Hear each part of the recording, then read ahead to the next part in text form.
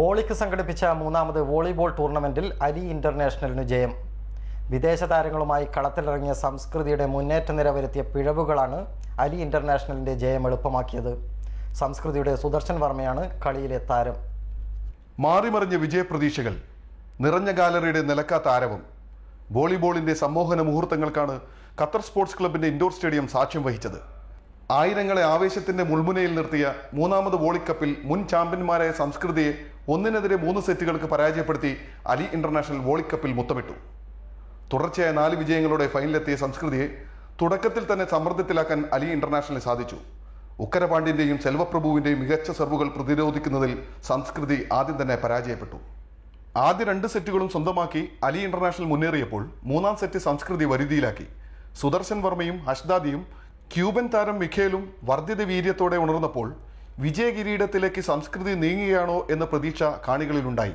എന്നാൽ 4ാം സെറ്റിലെ നിർണായകമായ അറ്റാക്കിൽ സംസ്കൃതിയുടെ പ്രതീക്ഷകളെയാകെ തകിടം മറിച്ച് സെൽവപ്രഭുവിന്റെ മാസ്മരിക ഷോട്ട് വിധി നിർണയിച്ചു. 25-21, 25-22, 22-25, 25-23 എന്ന സ്കോറിനായിരുന്നു അലി ഇന്റർനാഷണലിന്റെ വിജയം.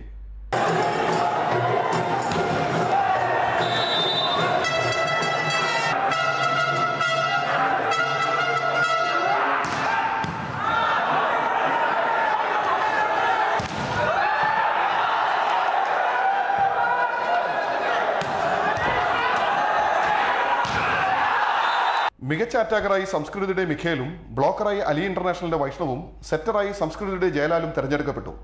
സംസ്കൃതിയുടെ സുദർശൻ വർമ്മയാണ് മികച്ച ഓൾറൗണ്ടർ.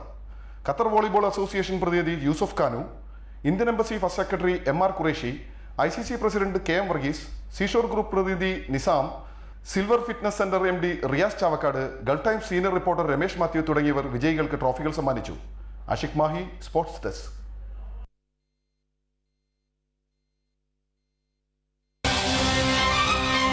പ്രധാന വാർത്തകൾ ഒരിക്കൽ കൂടി.